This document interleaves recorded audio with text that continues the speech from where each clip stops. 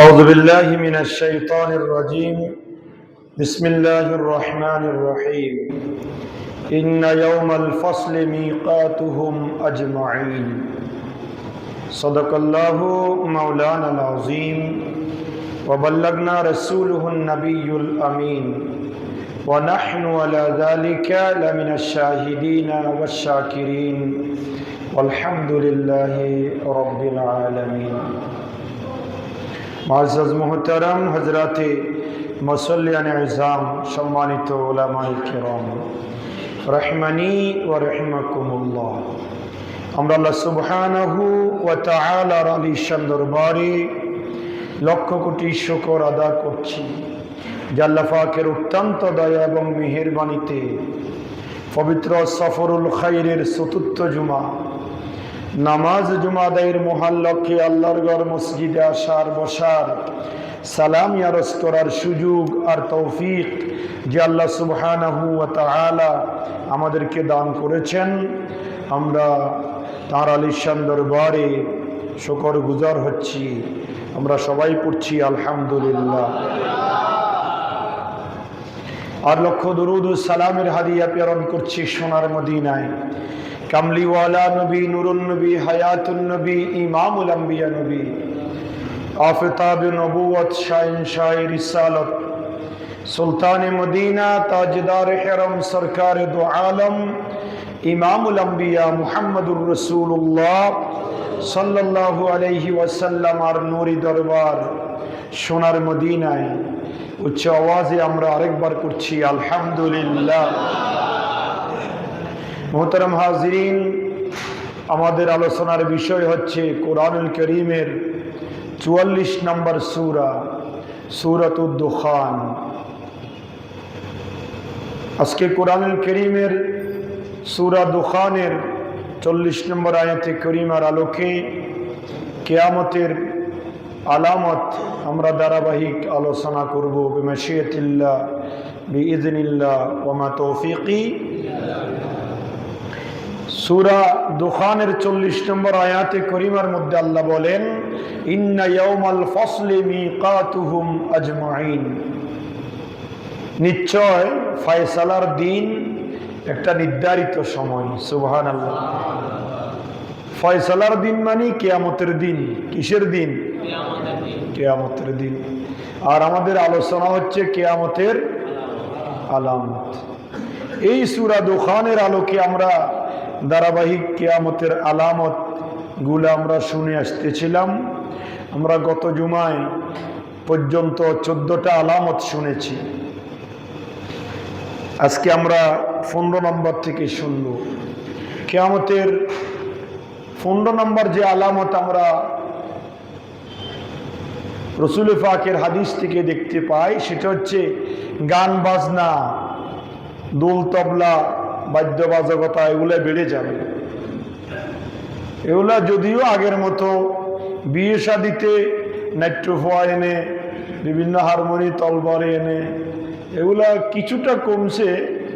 কমলেও যারা বেশি ধনাঢ্য এবং নিজেকে আধুনিক মনে করে তারা কিন্তু এগুলা কোরআন হাদিসের হুজুরের বয়ান এগুলোকে পাত্তা দেয় না।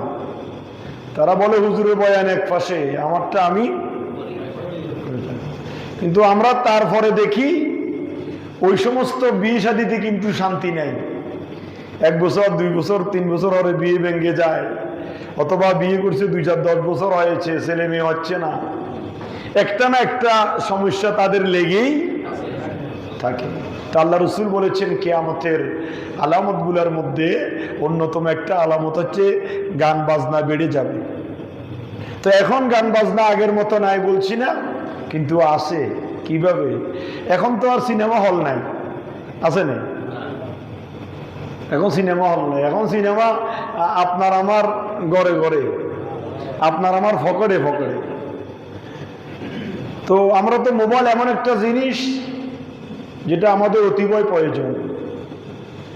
তো ওটাকে যদি আমরা ভালো কাজে ব্যবহার করি তাহলে ভালোই আমাদেরকে ফায়দা দিবে, আর যদি খারাপ কাজে ব্যবহার করি খারাপই দিবে। এটা আমার আপনার বিবেকের উপর। কিসের উপর? বিবেকের উপর। একটা 20 টাকা দামের ফুল স্টার কাপড় সেটা যদি কোরআন শরীফের সাথে লাগানো হয় সেটাকে সবাই কি করে? সম্মান করে, সালাম করে। আর যদি বিভিন্ন গাড়ি মোছার কাজে বা কোনো কাজে লাগে, এটা ফা দিয়েও লাথি মারে। কথা বলেন ঠিক কি না? অনুরূপভাবে মোবাইলটা প্রয়োজন, যদি আমরা ওই কাজে ব্যবহার করতে পারি। তো যাই হোক, গান বাজনা এখন মোবাইলে হাতের নাগালে, তো এটা আমরা যতটুকু অ্যাভয়েড করে চলতে পারি এটা আমাদের জন্য ফায়দা। তো আল্লাহ রসুল বলেছেন গান বাজনা বেড়ে যাওয়া এটাও কিয়ামতের একটা আলামত। কারণ আগে সিনেমা যাওয়ার জন্য টাকা দিয়ে হলে যেতে হতো, গাড়ি ভাড়া দিয়ে যেতে হতো, টিকিট কাটতে হতো।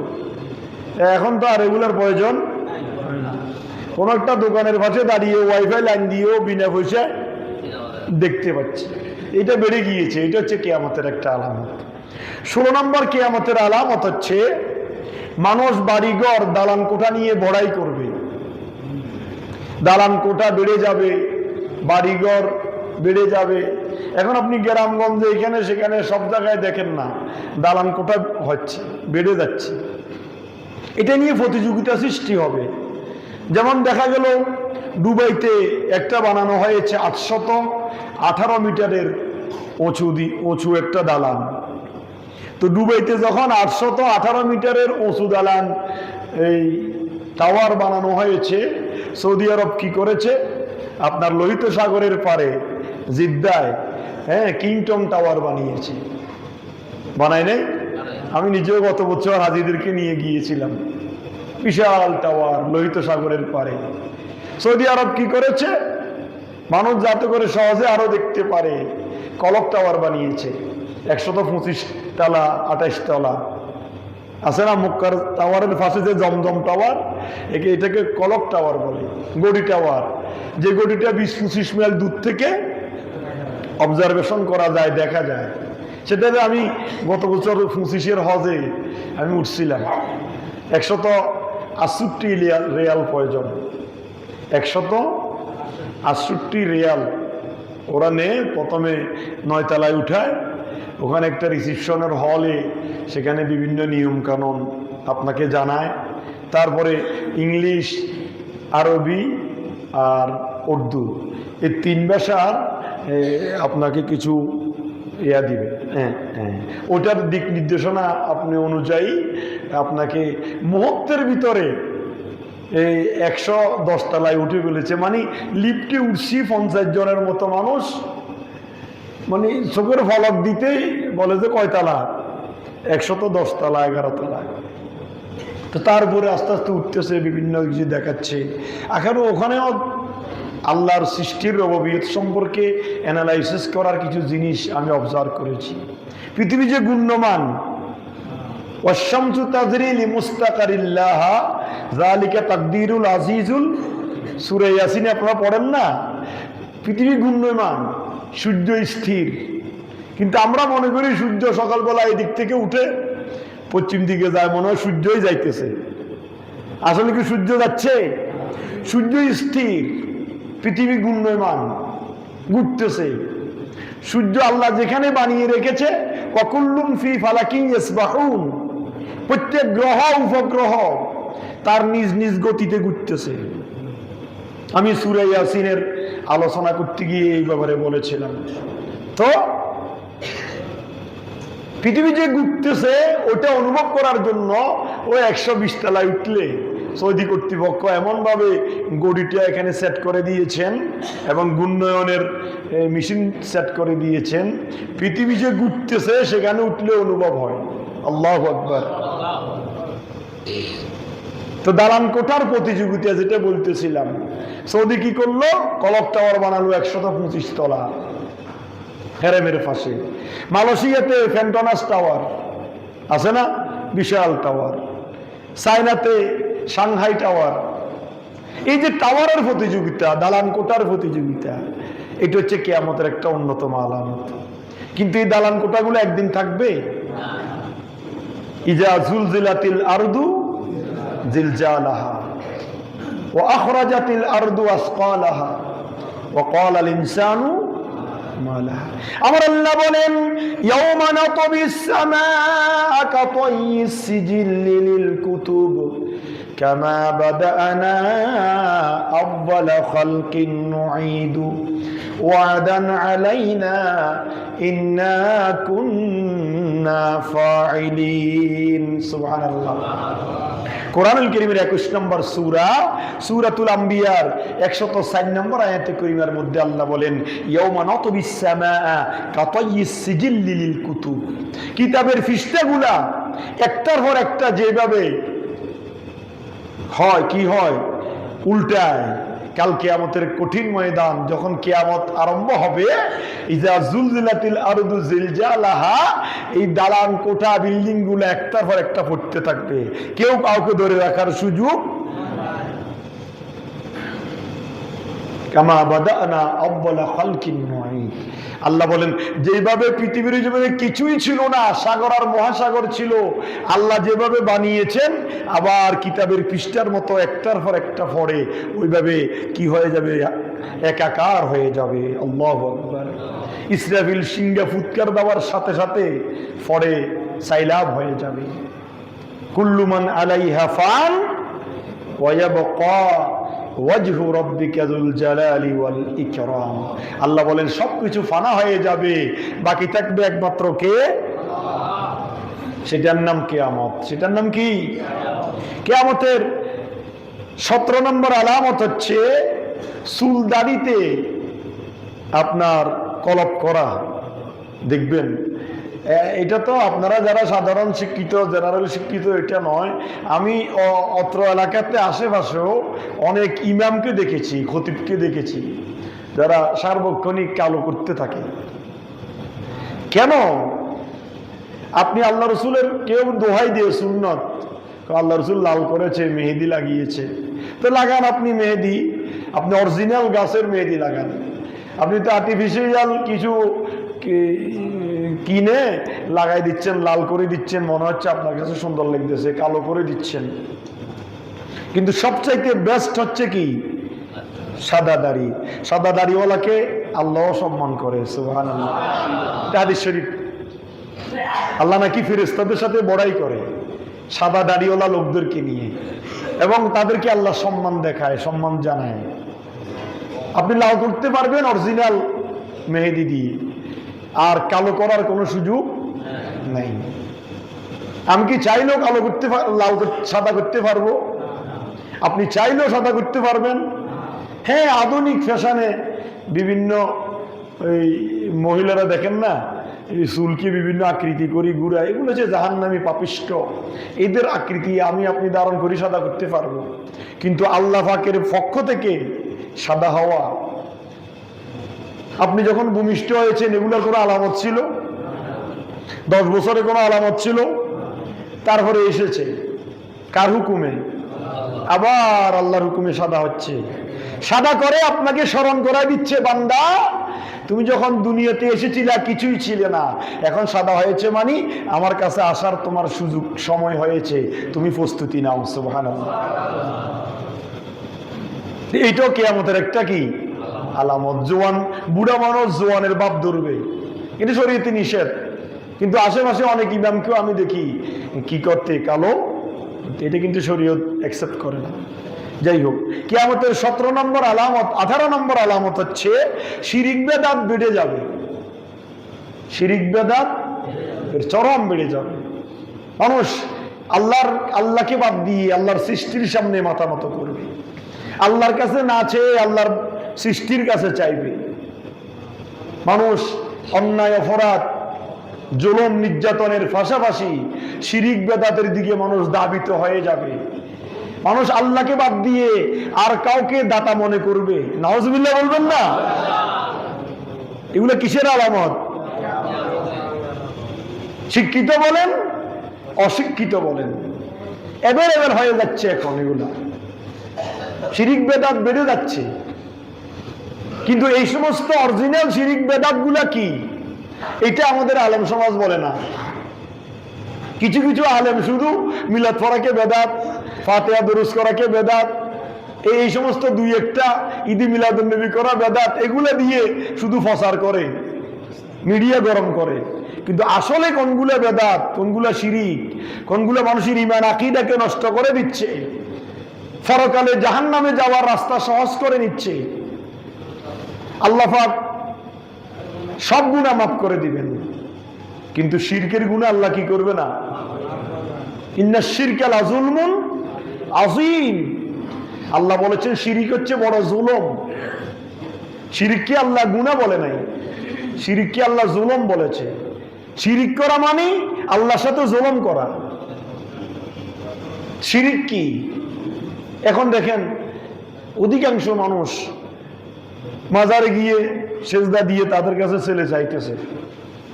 এটা বড় শিরিক নয়? মাজারওয়ালা তো বলে না আমার কাছে আসে সেজদা দিয়ে সন্তান সহ। সন্তান দেনেওয়ালা কে? কোরআনুল কারীমের 42 নম্বর সূরা, সূরা শূরার 49 এবং 50 নম্বর আয়াতে কারীমার মধ্যে আল্লাহ স্পষ্ট বলে দিয়েছেন, ওয়ালিল্লাহি মুলকুস সামাওয়াতি ওয়াল আরদ ইয়াখলুকু মা ইয়াশা ইয়াহাবু লিমান ইয়াশাউ ইনাসাও ওয়া ইয়াহাবু লিমান ইয়াশাউ যুকুরা ইউযাব্বিজুহুম যুকরানা ওয়া ইনাসা ওয়া ইয়াজআলু মান ইয়াশাউ আকিমা ইন্নাহু আলিমুন কাদির। জোরে বলুন সুবহানাল্লাহ। কোরআনুল কারীমের 42 নম্বর সূরা, সূরা শূরার 49 এবং 50 নম্বর আয়াতে কারীমার মধ্যে আল্লাহ বলছেন, লিল্লাহি মুলকুস সামাওয়াতি ওয়াল আরদ। আসমান এবং জমিনের মালিক কে? কথা বলেন না কে? আল্লাহ বলেন ইয়াখলুকু মা ইয়াশা, আমি আল্লাহ যা ইচ্ছা করি তা সৃষ্টি করি। ইয়াহাবু লিমান ইয়াশাউ ইনাসা, যাকে আমি আল্লাহ চাই তাকে মেয়ে দান করি। ওয়া ইয়াহাবু লিমান ইয়াশাউ যুকুরা, যাকে ইচ্ছা করি তাকে ছেলে দান করি। আও ইউযাব্বিজুহুম যুকরানা ওয়া ইনাসা, যাকে ইচ্ছা করি শুধু মেয়ে দিই, যাকে ইচ্ছা করি শুধু ছেলে দিই। আর ওয়ায়াজআলু মান ইয়াশাউ আকিমা, যাকে ইচ্ছা করি গোটা দুনিয়ার ডাক্তার একত্রিত হয়ে চিকিৎসা করলেও আমি আল্লাহ তাকে বান্দা বানাই দিই। আল্লাহু আকবার। তার কোনো ছেলে মেয়ে নেই। ইন্নাহু আলিমুন কাদির, আল্লাহ বলেন সবকিছু জানি আমি আল্লাহ, সবকিছুর ক্ষমতা রাখি কে? তো চাইতে হবে কার কাছে? ছেলে দরকার কার কাছে চাইবেন? মেয়ে দরকার কার কাছে চাইবেন? শুধু মেয়ে দিয়ে আল্লাহ ফুরাই ফেলেছে, কাকে দোষারোপ করবেন? এমন জাহেল মূর্খ আমাদের বাংলার জমিনে আছে, অনেক স্ত্রী স্বামী ছাড়া হয়, গজ ছাড়া হয়। এইবার যদি তোর কি নয়, ফুয়া নয়, তুই তালাক। বলে কি বলে না? তো কোনো কারণে যদি ছেলে না হয়ে মেয়ে হয় আর কি থাকে? তালাকটা খুব জটিল। গত জুমা একটু করে বলেছিলাম, তালাকের সত্য লাগাইলেই তালাক। এবার যদি তোর ছেলে না হয় মেয়ে হয়, তোকে তালাক, এই কথা বললে আর দ্বিতীয়বার কিছু বলতে হবে না। কোনো কারণে যদি মেয়ে হয়ে যায়, সাথে সাথে স্ত্রী তার জন্য হারাম, তালাক হয়ে গিয়েছে। আর 1 তালাক 2 তালাক 3 তালাক নাম নিতে হবে না। আপনি বলেন এবার দেনেওয়ালা কে? ছেলে হওয়ার মেয়ে হওয়ার ওই মহিলার কোনো ক্ষমতা আছে? সায়েন্স বিজ্ঞান বলে বিভিন্ন ফর্মালিটি অনুযায়ী মেয়েদের দিব্যাণু এবং পুরুষের অভাব যেটা আছে পৃষ্ঠদেশ থেকে, পুরুষের পৃষ্ঠদেশ এবং মহিলাদের অভাব, এই দুইটা মিলিত হয়ে যেখানে একটু পুরুষের ক্ষমতা বেশি হয় সেখানে ছেলে হয়, যেখানে পুরুষের ক্ষমতা কম হয় সেখানে মেয়ে হয়। এটা বিজ্ঞান অ্যানালাইসিস করে বলেছে। কিন্তু ঠিক আছে, কিন্তু আল্লাহ বলেন ছেলে দেওয়ার মালিকও আমি আল্লাহ, মেয়ে দেওয়ার মালিকও আল্লাহ। সুতরাং কারো দরবারে গিয়ে, কারো কাছে গিয়ে ছেলে চাওয়ার মেয়ে চাওয়ার, এটা হচ্ছে আমি আল্লাহর সাথে জুলুম করা। জোরে বলুন নাউজুবিল্লাহ। এই শিরিক বেদাত এখন বেড়ে গিয়েছে। কারণটা কি বলবো? আপনারা অনেকে মনে করবেন, রাগ করবেন না, এটা আমাদের হুজুরদের দোষ, এটা আপনাদের সাধারণ মানুষের দোষ নয়। আমাদের হুজুর কিছু আছে যে এক গইয়া বলি যে মাজারে যাইও না, শেষ। আর কিছু আছে যে খবর কয় মাজারে যাও, বেশি বেশি যাও, এটা করো সেটা করো। তো আপনি কোনটা মানবেন? সেও হুজুর, আমিও হুজুর, আমারও ফাঁকডি দাড়ি টুপি আবা কাবা আছে, তার কাছেও আছে। শরীয়ত কি বলে এবং আল্লাহ রসুল কি বলে? আল্লাহ রসুল সাল্লাম বলেছেন, লা কুনতু নাহাইতুকুম আন জিয়ারাতিল কুবুর আল আন ফাজুরুহা। ইসলামের প্রথম যুগে আমি কবর জিয়ারতকে নিষেধ করেছিলাম। কার কথা? আল্লাহ রসুলের কথা। আল্লাহ রসুল ইন্তেকালের কয়েক বছর আগে আল্লাহ রসুল হাদিস বয়ান করেছেন, কুনতু নাহাইতুকুম আন জিয়ারাতিল কুবুর, এক সময় আমি তোমাদেরকে কবর জিয়ারত নিষেধ করেছিলাম, আল আন ফাজুরুহা, এখন তোমরা কবর জিয়ারত করো। কেন? ইয়া রাসূলুল্লাহ, কবর জিয়ারত করলে কি লাভ হবে? বলে যে তোমাদের কবর জিয়ারত, হ্যাঁ, ফাইন্নাহু তুযাক্কারুল মাউত, কবর যখন জিয়ারত করতে কবরের সামনে দাঁড়াবে তোমাদেরকে মৃত্যুর কথা স্মরণ করাই দিবে। তুমিও তোমার মতো ওই ব্যক্তিও সুটাম দেহের অধিকারী ছিল, ফতাবের মালিক ছিল, ক্ষমতার মালিক ছিল, ধন সম্পদের মালিক ছিল।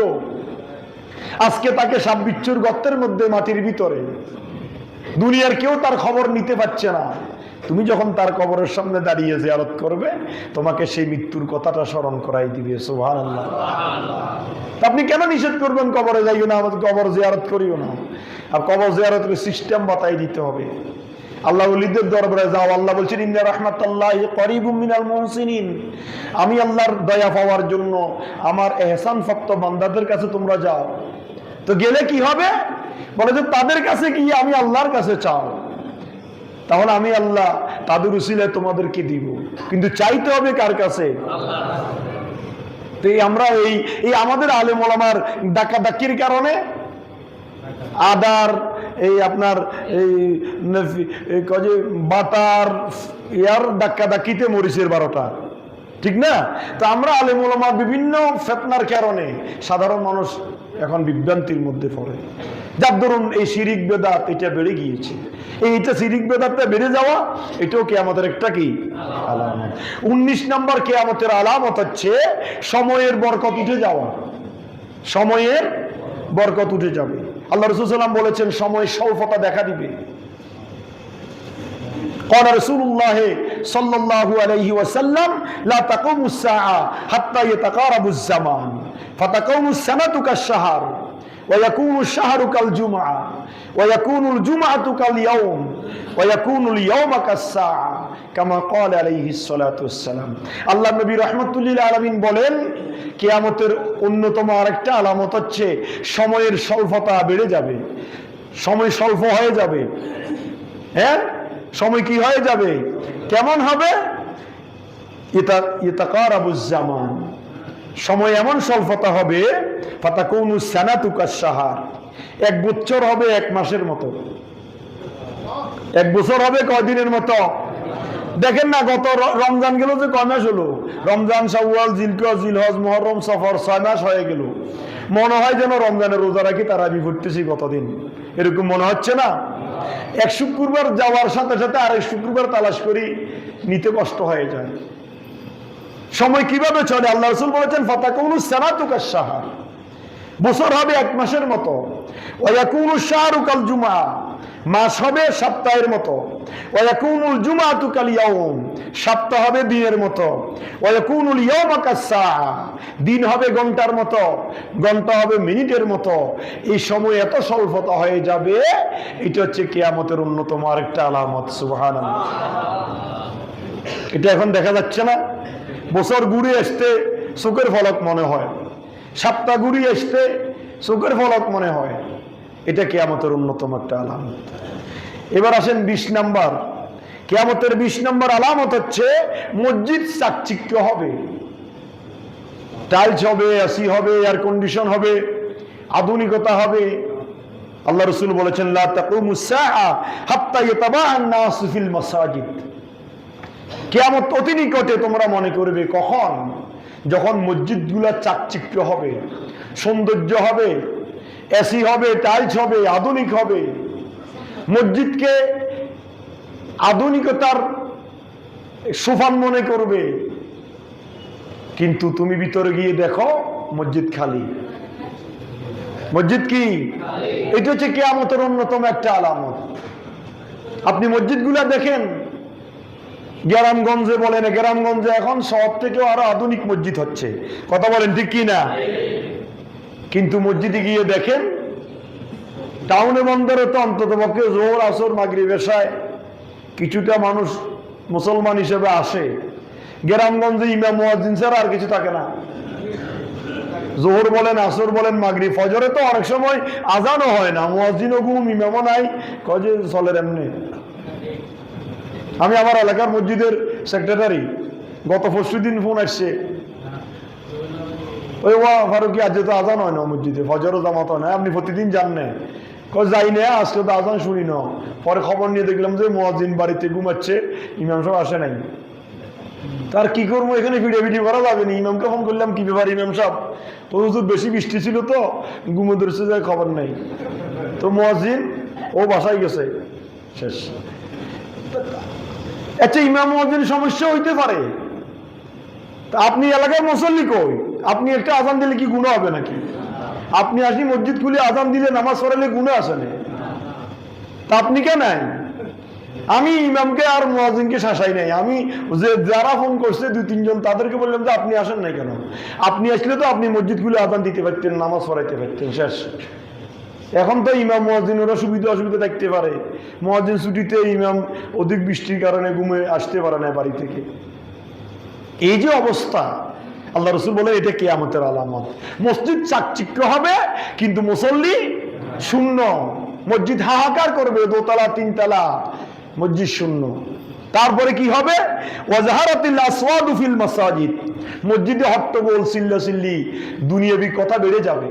ইমামের কথার চাইতে মুসল্লির কথা বেশি হবে। এটা কিয়ামতের অন্যতম একটা কি আলামত। মসজিদকে নিজের বাবের দিনে সম্পদ মনে করবে, নিজের সম্পদ মনে করবে, নিজের অধিকার মসজিদে খাটানো মনে করবে, বাপদাদার আপনার উত্তরসূরি মনে করবে মসজিদকে। এটা হচ্ছে কিয়ামতের অন্যতম একটা কি আলামত। এই জন্য মসজিদ চাকচিক্য হওয়া, আমরা যত খুশি হচ্ছি, কিন্তু তার চাইতে বড় দুঃখজনক হচ্ছে কিয়ামত অতি নিকটে, মসজিদগুলা খালি।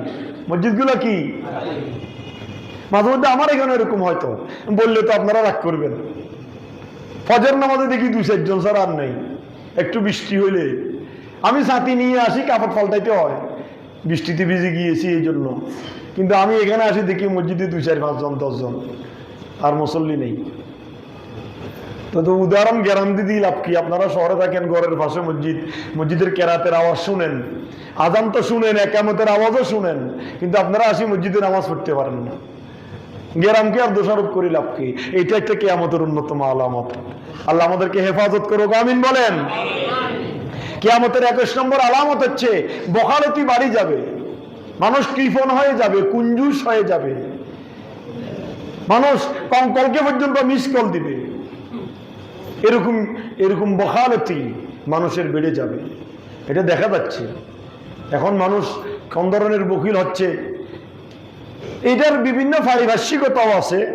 রাষ্ট্রীয় বলেন, সামাজিক বলেন, ব্যবসা বাণিজ্য বলেন, চাকরি নকরি বলেন, সবকিছু মিলেই বখালতিটা কি হয়ে যাবে? বেড়ে যাবে। কিন্তু আমি একটা জরিপ চালাই দেখেছি ইমাম হিসাবে, বখালতি কিন্তু এটা বললে তো আরেকটা আপনার রাগ করবেন, বখালতি কিন্তু গরিবে করে না, বখালতি করে পয়সাওয়ালায়। পয়সাওয়ালার অভাব নাই, অভাব শেষ নাই। পয়সাওয়ালার কি নাই? অভাব শেষ নাই, অভাব আর অভাব। গরিবকেও খাওয়াইতে পারে না, আত্মীয় স্বজনকেও খাওয়াইতে পারে না, বোন বাগিনার হক আদায় করতে পারে না, এলাকাবাসীর হক আদায় করতে পারে না, কিছুই করতে পারে না, অভাব আর অভাব। এইটা হচ্ছে কিয়ামতের আরেকটা কি আলামত। কিয়ামতের 22 নম্বর আলামত হচ্ছে সালামের ফসলন কমে যাবে। সালামের ফসলন কমে যাবে। সমাজে এখন সালাম নাই তো। আমি মাঝে মধ্যে একটু চিন্তা করি, মানুষ সংসার নিয়ে, অর্থ নিয়ে, পরিবার নিয়ে এত একটা যে মানুষের টেনশন কাজ করে। একটা লোক হেঁটে যাচ্ছে আমার সামনে দিয়ে, তাকে দিয়ে একটি সালাম দিই আমি, কিন্তু সেই সালামের উত্তরটাও ঠিক মতো নিতে তার মাথায় কি করে না কাজ। সে তার একটু ধনে আছে, তো সে তার টেনশনে আছে। আমি একটা মনে করো হুজুর না, হুজুর তো হইতে পারি নাই, জুব্বা তোমার গায়ে একটা দিই, মাথায় টুপি একটা আছে, দাড়ি একটু আছে, কিন্তু আমি রাস্তা হেঁটে যাচ্ছি, একটা হুজুর মানুষ সালাম দিলাম, কিন্তু সে বড় গলা ওয়ালাইকুম সালাম বলবে, এই এনার্জি, এই টেন্ডেন্সি তার কাছে নাই।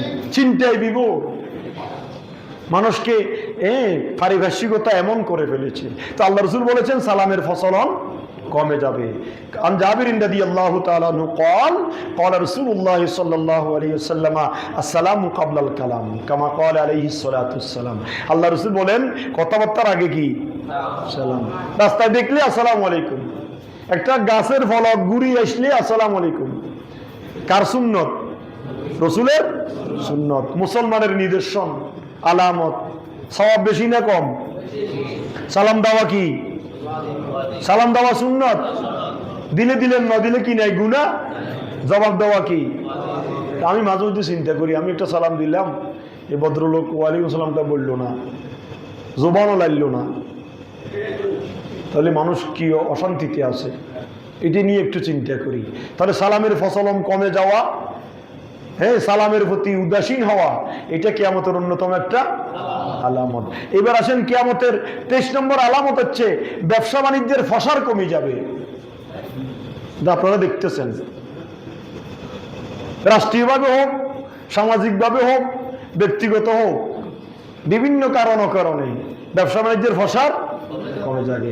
আপনি আপনার সমাজের লোকদের কথা চিন্তা করেন না, আপনি আপনার কথা চিন্তা করেন। আপনি আগে কেমন ভাবে কামিয়েছেন টাকা, ব্যবসা বাণিজ্য আপনার কেমন ছিল, এখন কেমন হচ্ছে? অনেকগুলো গার্মেন্টস বন্ধ হয়ে গিয়েছে, অনেকগুলো ফ্যাক্টরি বন্ধ হয়ে যাচ্ছে, অনেকগুলো মেল বন্ধ হয়ে যাচ্ছে।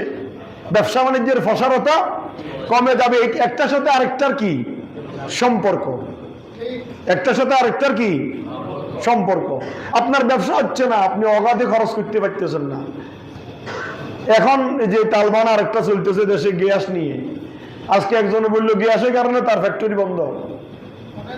কিছুদিন আগে তেলের তালবানা ছিল, তেলের দাম যখন ফুট করে বাড়াই দিল, তখন এবার তেলের গাড়ি রাখারও জায়গা নাই রাস্তায়। এত তেল কোথায় থেকে আসি গেল? এখনো গ্যাসের সংকট দেখাইয়ে গ্যাসের দাম বাড়ানোর জন্য এই ধরনের একটা ফায়তারা করে মানুষকে কষ্ট দিচ্ছে। এই সিন্ডিকেট গুলা সরকার কেন বন্ধ করতে পারে না? যে সরকারে আসে, এটা আমার বুঝে ধরে না। সরকার কি করে, সরকারের লোকগুলো কি করে? সিন্ডিকেটের মাধ্যমে হয়, এটা কিন্তু কোনো কারণ নাই। তেলের সংকট এতদিন থাকলো, যেদিন থেকে তেলের দাম বাড়াই দিল সেদিন থেকে তেলের টাঙ্গি, তেলের গাড়ি রাখার জায়গা হচ্ছে না, এত তেল। গ্যাসেরও এই কন্ডিশন হবে, যখন বোতল প্রতি 200-300 টাকা বাড়াই দিবে, মিটার প্রতি 10-12 টাকা 15 টাকা বাড়াই দিবে, দেখবেন গ্যাসের আর কি নাই। এইভাবে দেশটা অচল হয়ে যাচ্ছে, আমরা মধ্যবিত্তরা কষ্ট পাচ্ছি, ব্যবসা বাণিজ্যের ফসারতা কমে যাওয়া, এটা কিয়ামতের আরেকটা আলামত।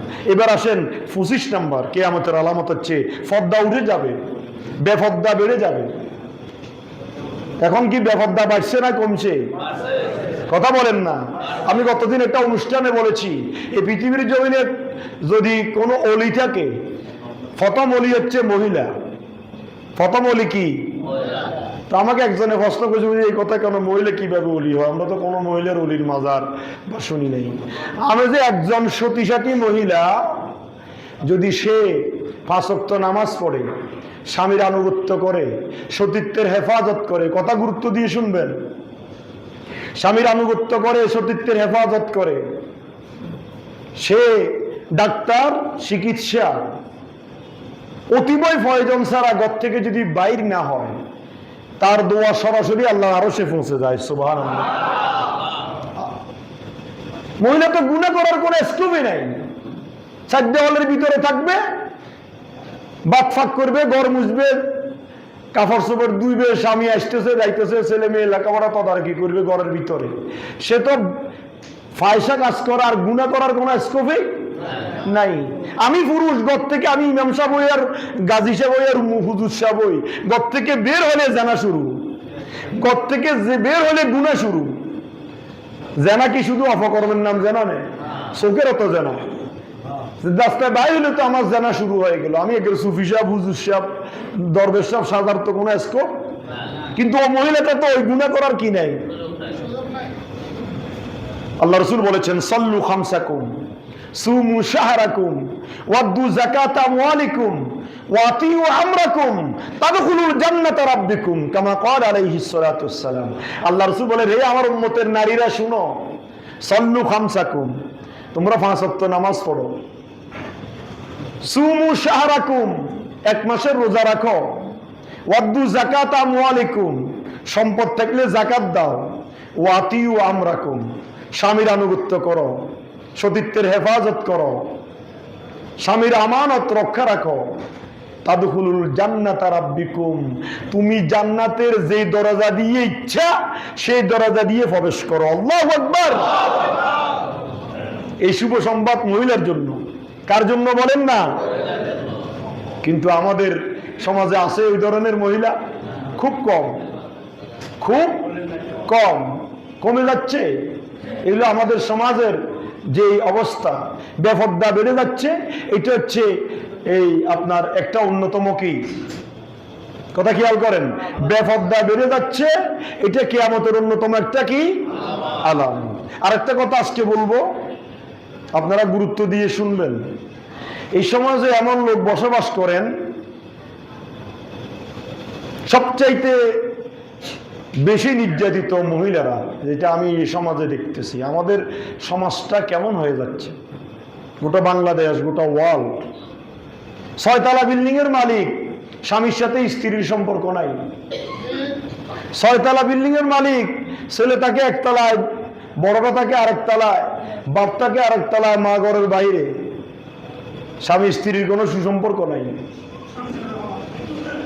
কারণটা কি? আপনার এই ধন, আপনার এই দৌলত, আপনার এই টাকা কোথায় যাবে? আপনি আপনার স্ত্রীর কি হক আদায় করছেন? সমাজে বড়ি এখন 5 ওয়াক্ত নামাজও আসি পড়তেছে মসজিদে, কি স্ত্রী কোথা তার সম্পর্ক নাই, স্ত্রীকে মারধর করে। এটি এর চাইতে নিকৃষ্ট কাজ মনে রাখবেন আরেকটা পৃথিবীর জমিনে নাই। ইসলাম তো সহজ করে দিয়েছে। ইসলাম কি করে দিয়েছে? সহজ করে দিয়েছে। আপনার সাথে তার হচ্ছে না, ছেড়ে দাও সত্য শরায়তের মধ্য দিয়ে। তা আপনি চাইবেন কিভাবে? আপনি তো ফতনা আটকে গেছেন। শরীয়ত বলেছে মোহরানা ধরো তোমার আয়ত্ত অনুযায়ী, আপনি ধরছেন একবারে হাতের বাইরে। এবার আপনি তো আটকে রয়েছেন, আপনিও সারি দিতে হলে তো আপনাকে মোহরানা দিতে হবে। তা আপনি তো ওইটা তো বাজি গেছেন। প্রথমে আপনি শরীয়ত বিরোধী কাজ করেছেন, যার কারণে আপনি বাজি গেছেন। আপনি যদি সহজে শরীয়ত সম্মত কাজ করতেন, আয়ত্তের ভিতরে মোহরানা ধরতেন, তাহলে তার 1 বার 2 বার 3 বার অপরাধ অন্যায় দেখেছেন, আপনি তাকে অত্যন্ত শরীয়ত সম্মতভাবে হাসি খুশিতে আপনি তাকে তালাক দিয়ে, তাকে তার পাওনা দিয়ে তাকে ছাড়ি দেন। শরীয়ত আপনাকে মারার অধিকার দেয় নাই। আমি ইদানিং বড়ি দেখতেছি, এই সমাজ বলেন, ভিন্ন সমাজ বলেন, বাংলাদেশের অবস্থা কঠিন। আপনি আপনার স্ত্রীর খবর নিচ্ছেন না, দোষ কি সম্পূর্ণ তার? আপনার দোষ নাই। আপনি মরদ ফোয়া আসে মাইয়া ভয় কি ফসে গেছে নাকি? আপনি তার উপর মরদদামি দেখাবেন, খবরদারি দেখাবেন, মারধর করবেন। শরীয়ত বলে যে অত্যন্ত নিকৃষ্ট কাজ স্ত্রী গায়ে হাত দেওয়া। হাতের বরকত কমে যায়, আয় ইনকাম কমে যায়। কেন? এই মধুর একটা সম্পর্ক, যাকে দিয়ে আপনি স্বস্তির নিঃশ্বাস ফেলেন, যার কাছে দিয়ে আপনি আপনার যৌবনত্বটা ব্যয় করে শান্তি অনুভব করেন, তাকে আপনি মারতে কেমনে আপনার মনে চায়? তার উপর নির্যাতন করতে কেমনে আপনার মনে চায়? 2-4 দিন 5 দিন পরে ফিরি শুরু হলে তো তার কাছে যায় শান্তি তালাশ করেন। শান্তিটা যখন বের হয়ে আসে, এবার সে আপনার খারাপ হয়ে যায়। যৌবনটা তার কাছে ব্যয় করেছেন, তার আপনার ছেলে, সে হযরত ওমর ইবনুল খাত্তাব, কথা খেয়াল করেন, ওমর ইবনুল খাত্তাবের কাছে একটা লোক আসছিল অভিযোগ নিয়ে। ঘরের ভিতরে ঢুকি দেখতেছে ভিতরে গন্ডগোল, চিল্লাচিল্লি, লাফালাফি চলতেছে। ওই লোকটা আবার লেস মুড়িয়ে চলে যাচ্ছে। হযরত ওমর দেখে তাড়াতাড়ি বের হয়ে, ভাই আসেন, কেন আসছেন আপনি? কয় জাফনা, আমি কি বলবো, আমি যে মুসিবতের সমাধানের জন্য আপনার কাছে আসছিলাম, দেখতেছি তো আমার ঘরের চাইতে আরো বেশি মুসিবত আপনার ঘরে। বলে যে শুনো, আমার ছেলে সে ফাইলতেছে, আমার মেয়ে সে ফাইলতেছে, আমার ঘর সে গোছাচ্ছে, আমার খানা সে রেডি করতেছে, আমার কাপড় চোপড় সে ধুইতেছে। শরীয়ত বউ তো আপনার কাপড় চোপড় দেওয়ার জন্য, বউ তো আপনার খানা ফাঁক করার জন্য নয়, বউ তো আপনার ছেলে লালন পালন করার জন্য নয়। তো সে কেন আপনার ছেলে লালন পালন করবে? যখন এতগুলো কাজ সে আমার করতেছে, তাহলে তার কিছু আমাকে সহ্য করতে হবে, তার কিছু আমাকে সহ্য করতে। আপনি এখন ছাড়ি দেন, আপনার ছেলে মেয়ে সে নিতে পারবে? আপনি এখন তালাক দিয়ে দেন, আপনার ছেলে মেয়ের মালিক সে হবে? আপনার ঘর সম্পত্তির মালিক সে হবে? সে তো কাপড় যেটা পরানো আছে এটা নিয়ে চলে যাবে, শেষ। তো এই জিনিসটা আপনি কেন চিন্তা করবেন না? আমাদের সমাজ এত নিকৃষ্ট হয়েছে, হ্যাঁ, মেয়েদের মতো অসহায় আমি দেখতেছি আরেকটা নাই। কিছু কিছু ঘরে আছে মহিলা পুরুষকে চালাচ্ছে, এটাও কিয়ামতের আরেকটা আলামত। সেটা আপনার হেরামের কারণে, আপনার হেরাম নাই এই জন্য মহিলা আপনার বুদ্ধি মাতব্বরি করে।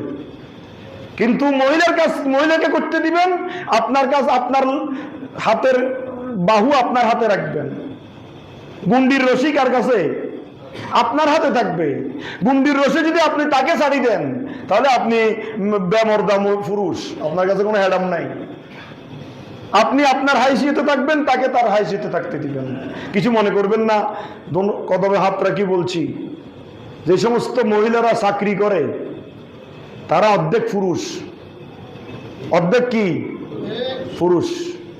আমি প্রকাশ্যে বলি সেটা। চাকরি মহিলাকে দিয়ে কখন করাবেন?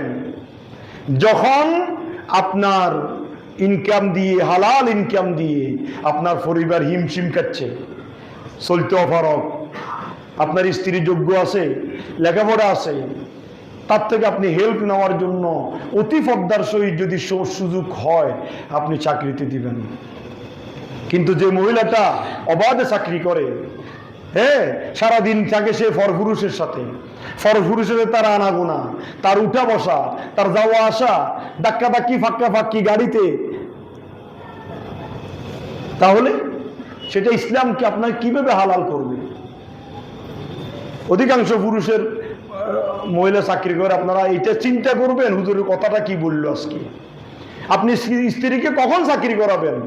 ওমা আপনিও চাকরি করবেন, স্ত্রীও চাকরি করবে, সে একজন মহিলা হয়ে দইয়ুসের মতো ইনকাম করবে, আপনি গাড়ি বাঁধবেন, বাড়ি বাঁধবেন, সেটার জন্য তো আপনার স্ত্রীকে চাকরি করানো আপনার শরীয়ত অনুমতি দেয় নাই। সে পদ্মায় থাকবে, তার কাজ ঘরের ভিতরে থাকা, চার দেওয়ালের ভিতরে। এটা বললে কয় যে হুজুররা মহিলাদেরকে খালি চার দেওয়ালের ভিতরে রাখতে চায়। কেন? আল্লাহ রসুল বলছে না তুমি 5টা কাজ করো, নামাজ পড়ো, রোজা রাখো, স্বামীর আনুগত্য করো, জাকাত ফরজ হলে জাকাত দাও, নিজের সতীত্বের হেফাজত করো, স্বামীর আমানত স্বামীকে দাও। এই জন্য ও 8 ঘন্টা থাকে বাহিরে, ফরপুরুষের সাথে আনাগোনা, ঘরে আসলে নিজের বেড়ার আর ভালো লাগে না। 1 দিন 2 দিন 3 দিন 1 মাস 2 মাস স্বামীর সাথে স্ত্রীর কোনো সম্পর্ক নাই। কেন? সেটা তো আপনিই সুযোগ করে দিয়েছেন। সে সারাক্ষণ শেষ ফরপুরুষের তার আনাগোনা, উঠা বসা, কথাবার্তা, আদান প্রদান, সে আর নিজেকে কতটুকু কন্ট্রোল রাখবে? এই জন্য আমাদের সমাজে যে অবক্ষয়, এটার জন্য আমি কদমে হাত রেখে বলবো, যারা স্ত্রীকে প্রাধান্য দেন না তাদেরকে অনুরোধ করবো স্ত্রীকে প্রাধান্য দিবেন, যতটুকু দেওয়ার, তার হক দেওয়ার, তার হক তাকে পরিপূর্ণ দিবেন। সে আরেকটা মেয়ে হয়ে ফসি যায় নাই। মনে রাখবেন, আপনি যদি এভাবে আরেকজনকে কষ্ট দেন, আপনার মেয়েও লাঞ্ছিত হবে, অপমানিত হবে। আপনি যেভাবে একজনের জন্য 2 আঙ্গুল উঠে গেছেন, আপনার মেয়ের জন্য 4 আঙ্গুল উঠবে, তখন তো আপনার সহ্য হবে না। আপনি দেখিয়েছেন আপনার একটা উপযুক্ত মেয়েকে কেউ ফিরি দেখো, আপনি আরেকজনের ঘরের মেয়ে আপনাকে দিয়েছে, আপনার সবকিছু সেই করতেছে, আপনি তার গায়ে কিভাবে হাত উঠাবেন? তার সাথে আপনার সম্পর্ক কিভাবে বিচ্ছিন্ন হবে? আপনার 5 তলা 10 তলা আপনার টাকার আর দাম কি?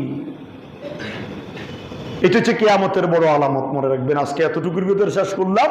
সূরা দোখানের উপরে আমরা কিয়ামতের আজকে পর্যন্ত 25টা আলোচনা শুনেছি, আলামত শুনেছি। ইনশাল্লাহ 40টা পর্যন্ত আলামত আমি নির্ধারণ করেছি। আগামী জুমায় সূরা দোখানের উপর আমরা আলোচনা কনক্লুশন করবো বিমাশিয়াতিল্লাহ বিইজনিল্লাহ। আল্লাহ পাক আমাকে এবং আপনাদের সবাইকে যে আলোচনাগুলো করেছে আমল করার তৌফিক দান করুক, আমিন। আগামী এটাতে সফর মাস, কোন মাস? সফর মাসের শেষ বুধবার হচ্ছে আখিরি 4 সোমবার। আল্লাহ রসুল অসুস্থ হয়েছিলেন, কঠিন অসুস্থ, সাহাবায়ে কেরামের চেহারা মলিন, গোটা মদিনা, হ্যাঁ, আপনার কান্নার রোল পড়ে গিয়েছিল। আল্লাহ রসুল সফর মাসের শেষ বুধবার আখিরি সার সোমবার সেই দিন সুস্থতা অবলম্বন করেছেন, গোসল করেছেন। সাহাবায়ে কেরাম সেটাকে আনন্দ প্রকাশ করেছেন এবং এই দিনে ইবাদত বন্দিগি, রোজা রাখা, নামাজ পড়া, দান সৎকা করা, কোরআনে কারীমে আয়াতে শেফা, আয়াতে সালাম, এগুলা ফুক দিয়ে পানি খাওয়া, গোসল করা, এই সমস্ত কাজগুলো হচ্ছে ইবাদত, আল্লাহ রসুলের সাথে যেটার সম্পর্ক। এই জন্য এই আগামী বুধবার আখিরি সার সোমবার সেই দিন আপনারা এই আমলগুলো করবেন, যেটা আমাদের আঞ্চলিক ভাষায় 4 সোমবারের গোসল বলা হয়। আখেরি সার সোমবার, এই আখেরি সার সোমবার দিনে ইবাদত বন্দিগি করে আগামী বুধবার গোসল করা মত হিসাব আছে হাফেজ সাহেব, তার থেকে দোয়া সূরা যদি নামার প্রয়োজন মনে করেন তার থেকে নেবেন, সে থাকবে এখানে। এইভাবে আপনারা ইবাদত বন্দিগি কাটাবেন আগামী আখেরি সার সোমবার আগামী বুধবার। আল্লাহ পাক আমাদেরকে তৌফিক দান করুক, আমিন। ওয়া মা আলাইনা ইল্লাল বালাগ। আসসালামু আলাইকুম ওয়া রাহমাতুল্লাহি ওয়া বারাকাতুহু।